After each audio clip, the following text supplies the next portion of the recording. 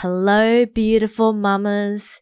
As a working mom, sometimes I can really feel scattered, unorganized, or simply just rushing from one thing to another and all over the place. Finding time for myself and finding my sanity can almost feel like an impossible dream. Can you relate? Well, this is why I have created my free Mama's Guide to Creating Balance and Harmony as my gift to you.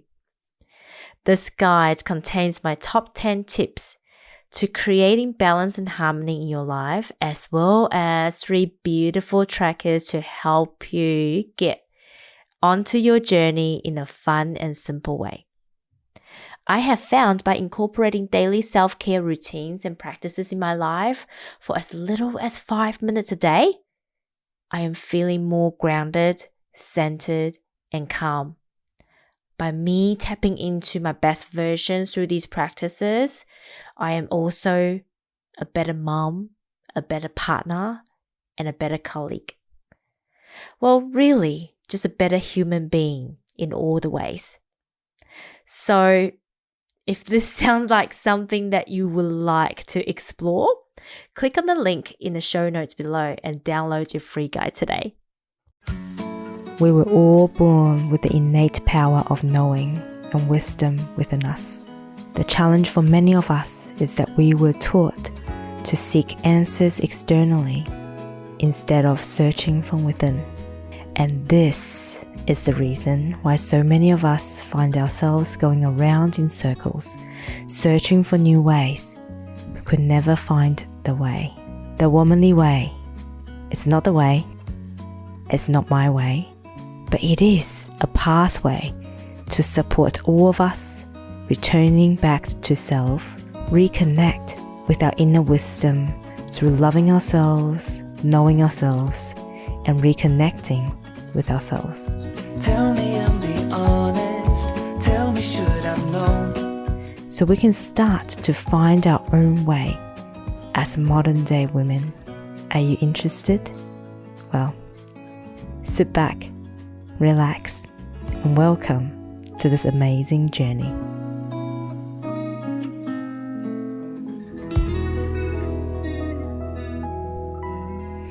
Hello. Welcome to this episode of The Womanly Way. I am your host, Lala Angela Wang. Oh, wow. To be quite honest, I'm glad today is Saturday. I'm glad yesterday afternoon, when I signed off at work, it was like, I'm glad that it's Friday and we had a better end to the week than how it started. And if I must say, it really has not been an easy week. And I don't say that lightly, right? It's been a very difficult week emotionally, work-wise. But even to a personal level. So for those of you who are in Australia, in particularly in Sydney, you would have heard of the news of there was a family of 3 that got literally murdered overnight. And it was one of those most horrific news that you really wouldn't think that would happen to you, or even like it's just unheard of. Besides in the movies or in a book, you just don't expect it to happen in real life. I'm not going to go into the details, but if anyone's interested, feel free to contact me separately, and I'm happy to send you the link to the news articles. But it's a pretty prominent news and it's pretty gruesome. So, I'm not one to like to spread the news. I rarely watch the news. So I've decided not to share the news. If you haven't heard of it, feel free to Google. If you really want to know the details, feel free to reach out and I'll send you the link separately. But I will not be posting it in the descriptions or the show notes. But what made it really I guess, affecting me and my week was that, so it's a mum and a dad and their 7-year-old son. All three of them got murdered. The dad was actually one of my colleagues that I know reasonably well from a colleague sense, I guess. You know, we've worked together previously. We would say hello and we'd catch up just on random family stuff as colleagues. And this is the same person that whenever I park my car, I still remember one encounter where, so outside of our work, it's a main road,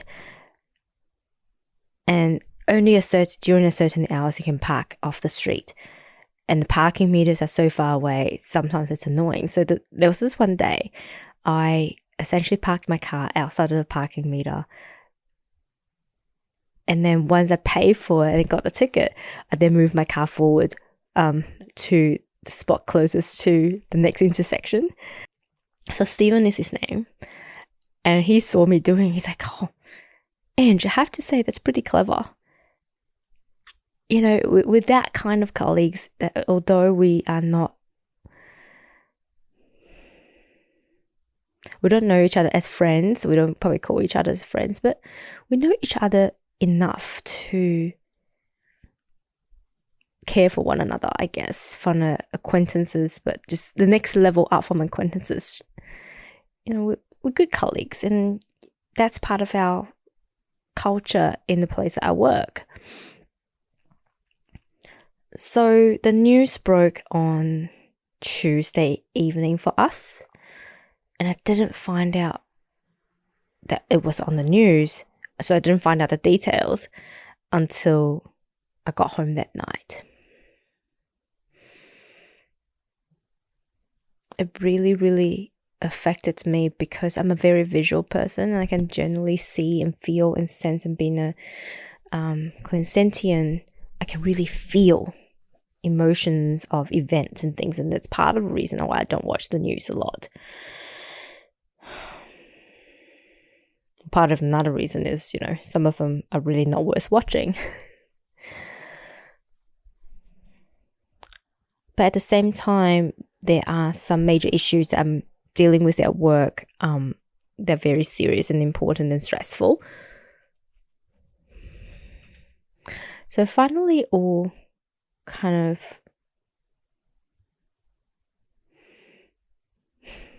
I don't know what the right word is. I don't think hitting rock bottom is the word I'm looking for, but it all came apart basically for me, and I just had the biggest cry session on Wednesday night. But on Thursday morning, I kind of asked myself, knowing what I know, having the tools, the skills, and all the things that I have, what would be the thing that I could do so Stephen and his family doesn't die in vain? And I want us to go beyond the situation, but more like, how do we celebrate life? How do we treasure life so him and his family doesn't die in vain? Because in my mind, I'm like, I wonder what goes through his mind in those last minutes of his lives. And I wonder if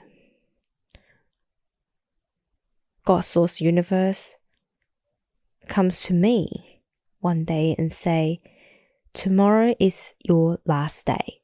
Not only for you, but for your entire family. Right, Scott, George, and me, that's our last day tomorrow. And it doesn't matter what I do, I will not be able to change the situation. What would I do? I know this is a very cliche question, or a twist on a very cliche question.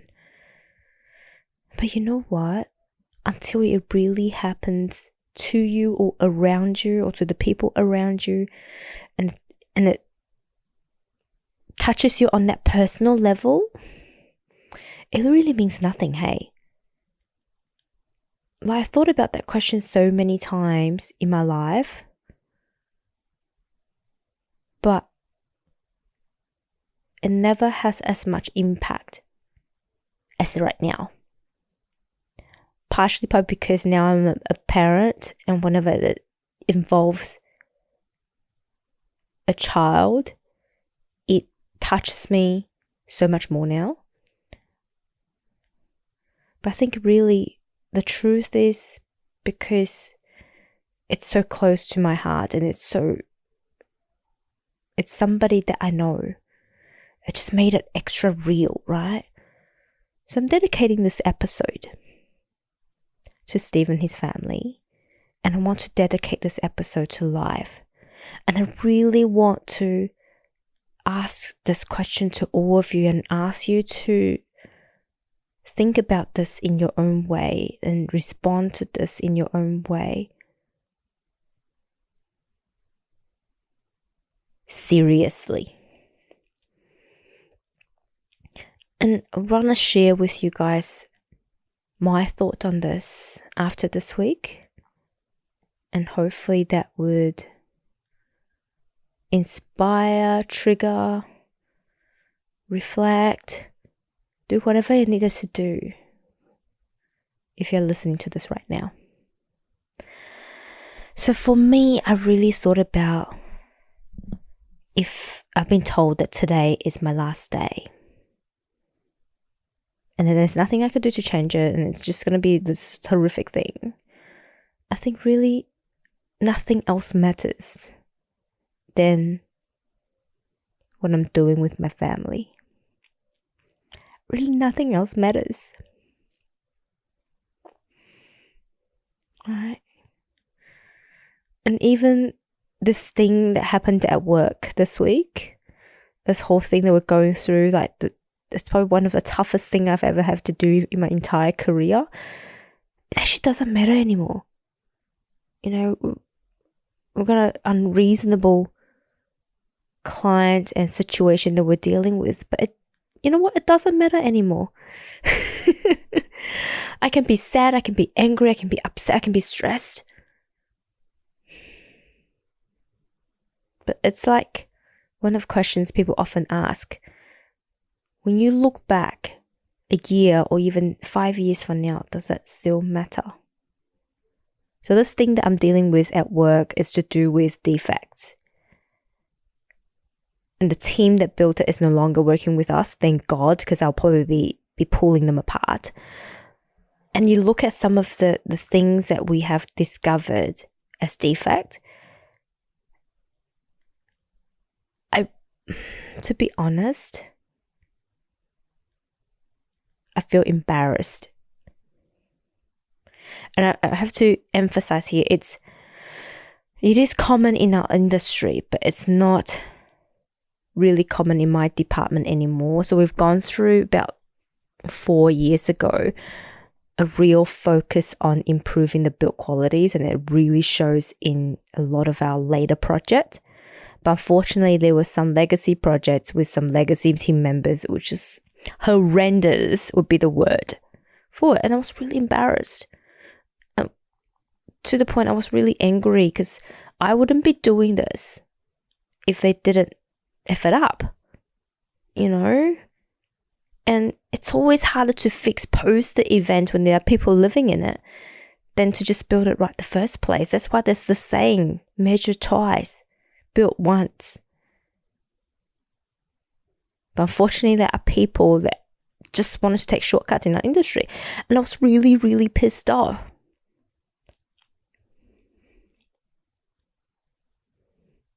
It's just like people should not be building like this. These people should be banned from the industry. But when this all happened this week, I asked myself, like, does it really matter? I think what's most important is to fix it, right? And so if tomorrow's my last day, I'm going to try my damn best to make sure there's enough information so people can fix it. But the most importantly, I guess even that doesn't matter anymore. as long as I get to spend time with my family, I get to create amazing memories.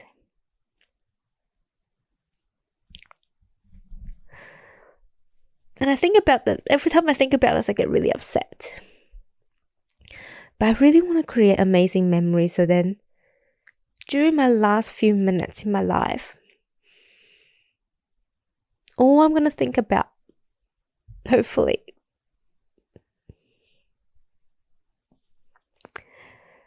are these beautiful memories that we have created. By the way, I don't believe in things happening as coincidence, but I do believe in synchronicity. On Wednesday, I actually started listening to this podcast of an interview Rachel Hollis did on the author for Strength, the book Strength to Strength.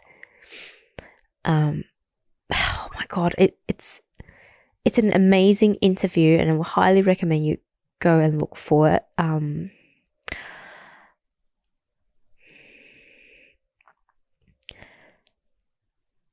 maybe we'll share the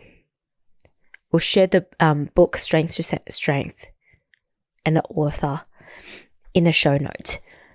But what's great about it is he spoke about the formula in creating happiness is to never do things alone. You want to make sure when you want to create amazing memory and enhance your happiness rating, I guess, your overall happiness status in life, is to never do things alone, because that's what happiness is. How you create happiness or happy memories is make sure that you do it with others, doing things that is going to create a memory, and things that make you happy. Preferably that makes you laugh.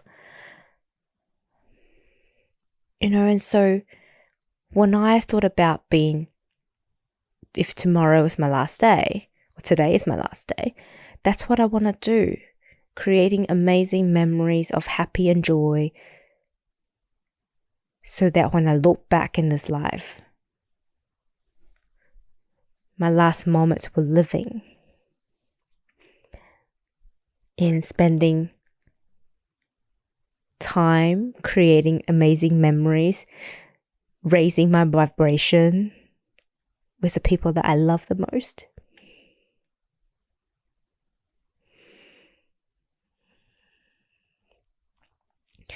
But what it also made me start to think is my whole life mission. What I really truly desire to create. And for me, to sum it up in the shortest format, is to help modern day women, especially working mums, creating freedom and abundance for themselves and their family. But I had to admit, when I first started the Womanly Way, it's really about creating more source of income, right? Because money is important. Although money can't buy you all of the happiness that you need, you do need money. And that's a reality, right? We need money to pay for bills, to pay for the basic essentials. But my relationship and my mentality about money and about what money means to me has shifted over the years, and in particularly after this week, my definition of freedom and abundance has really changed. Abundance used to be, for me, it really is a monetary driven, focused thing.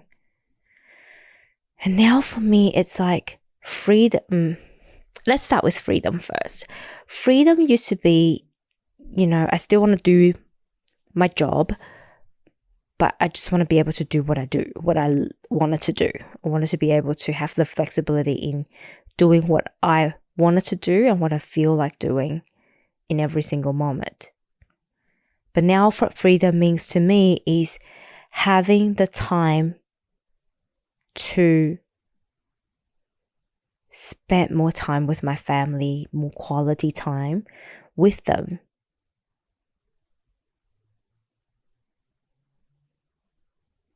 And it's about not just freeing me up, but being able to free Scott up, being able to even, we've got a dream of hopefully homeschool George and just really spend quality time together as a family.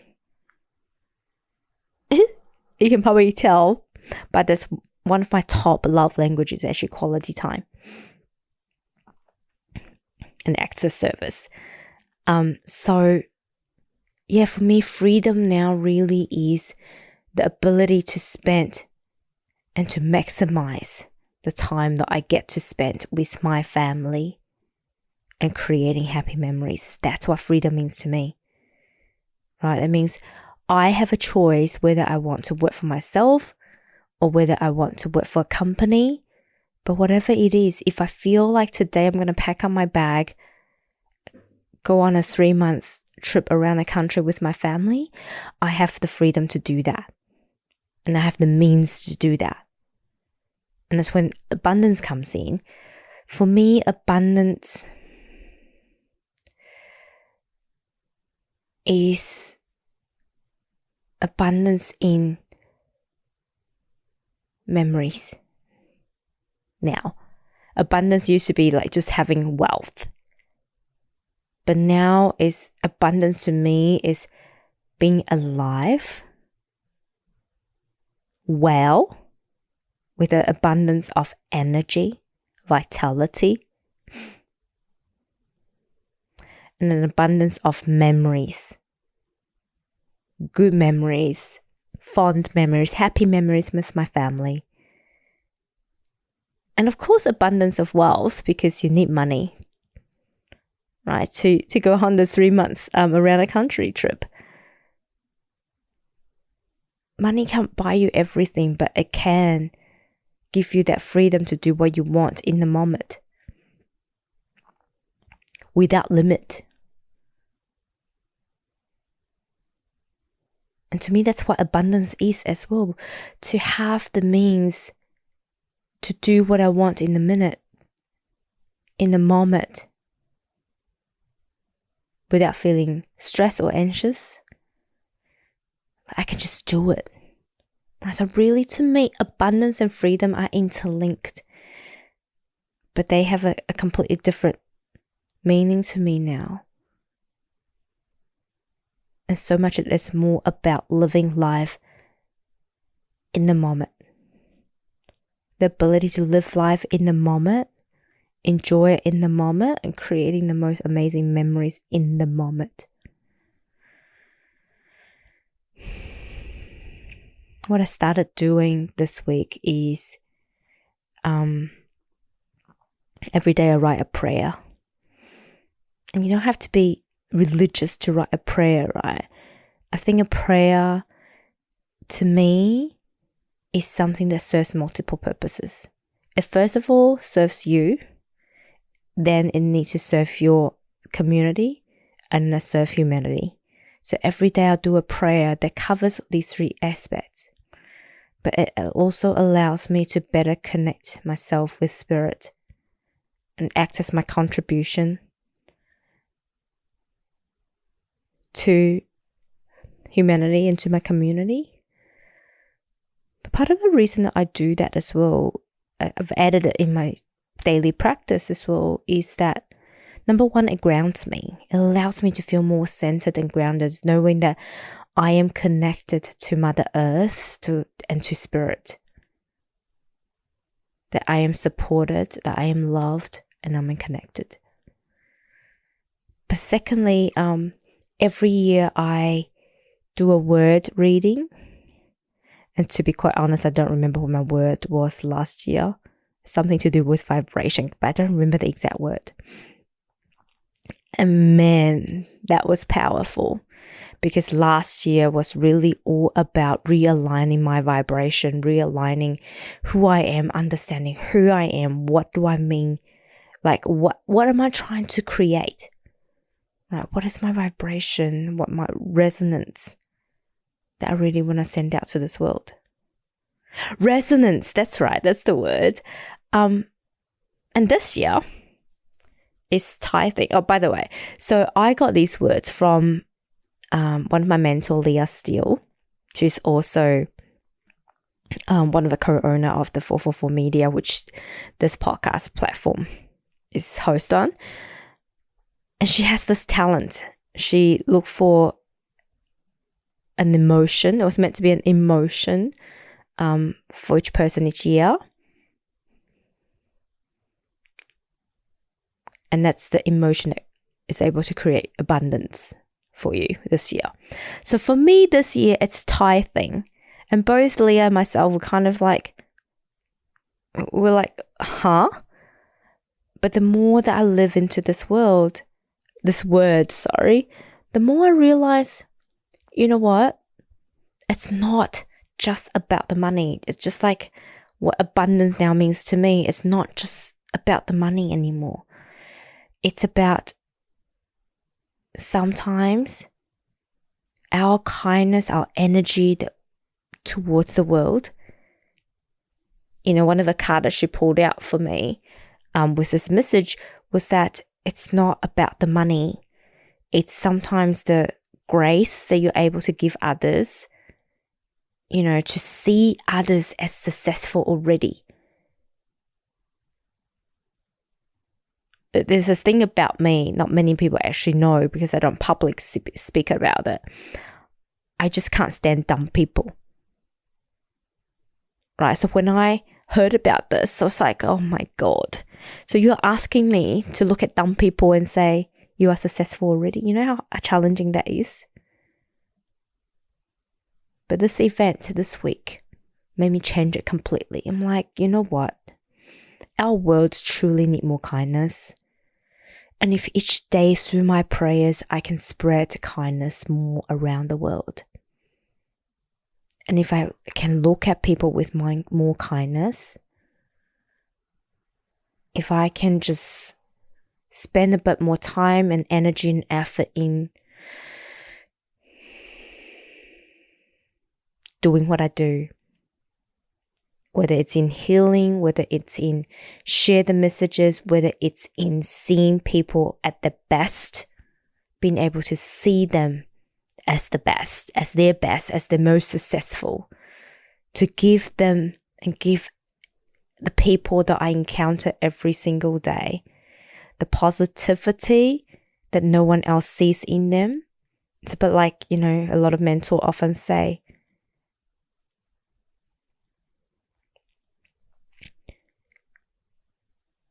borrow the confidence I have in you. Right? Go on with the confidence that I see in you until you can see it in yourself. And I think that's what tithing really is to share the energy, the frequency of what you can see as the best in somebody. Always see the best in somebody and allow in them the belief, the confidence to go on their day. But also from a monetary perspective, it's also a mindset shift, right? Because if you think about it, every time when you're putting out donation or when you're even with tips, if you're saying, I can't afford tips, I can't afford to donate, then you're always going to be in this I can't afford mindset. Whereas you're like, you know what? I'm so abundant. Money goes out, it's going to come back double, even tripled.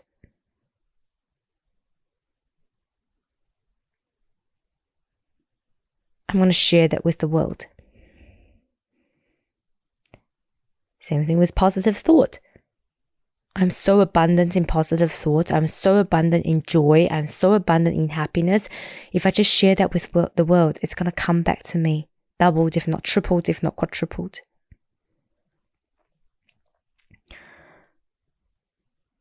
So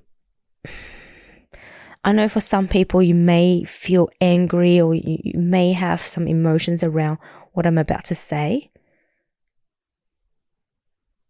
But I am grateful for the series of events that happened to me this week because it allowed me a different perspective.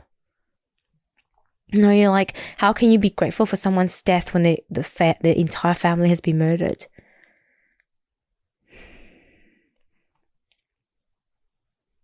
I am upset about the situation, but it doesn't mean that I can't be grateful for the lessons that I have learned. It doesn't mean I'm not upset. It doesn't mean that I'm not mourning or grieving for the loss of someone in my life. I am. But that's what I truly believe. If we can all see the positive learnings or the lessons that each situation in life brings to us,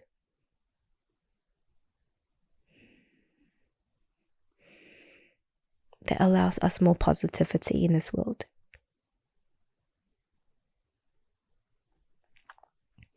It meant the people that has left this world, their death, their sacrifice, their passing, the things that they go through, they're not going in vain.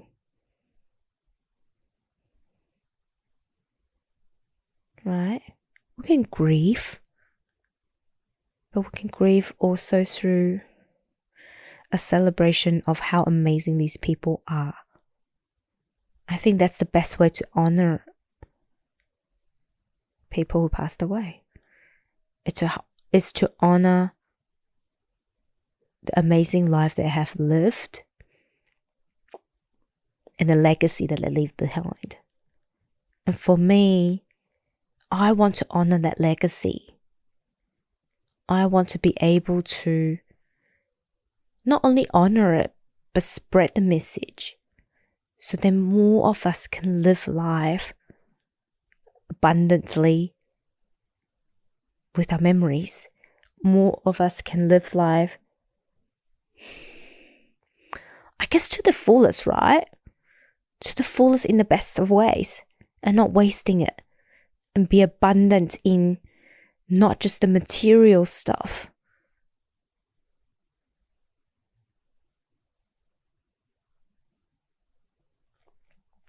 but in how much you bring to the world, to the people around you. Because these are the things that people are going to remember you by. They're not going to remember how rich you are, what car you drive, but they're going to remember the memories that they had with you. So on this note, my question to you is, if God, Source, Universe comes to you right now and say, tomorrow is your last day, and it doesn't matter what you do, you are not able to change this fate. It's going to be the last day for you and your family. What are you going to do? What memories are you going to create? What legacies are you going to create? And how would you like people remember you by? And do that every single day for the rest of your life. Man, you're going to live a life full of just the most amazing things.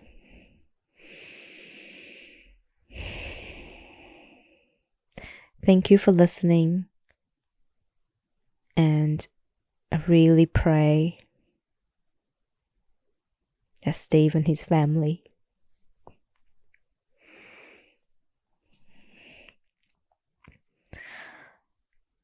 I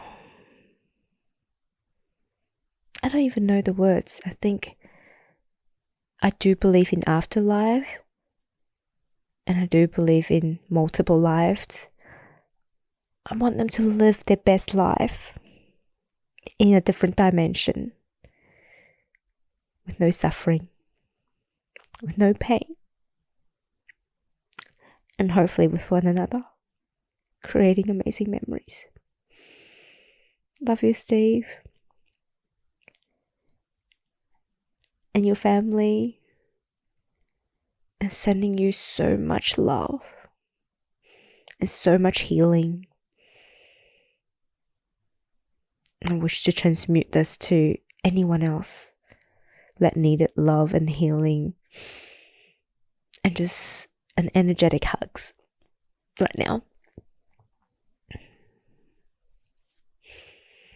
Once again, thanks for listening, and yeah, I will talk to you next time. Bye. I hope you enjoyed this episode of The Womanly Way. Don't forget to like, subscribe, and share this podcast if you feel aligned to do so.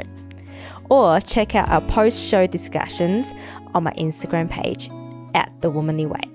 See you next time.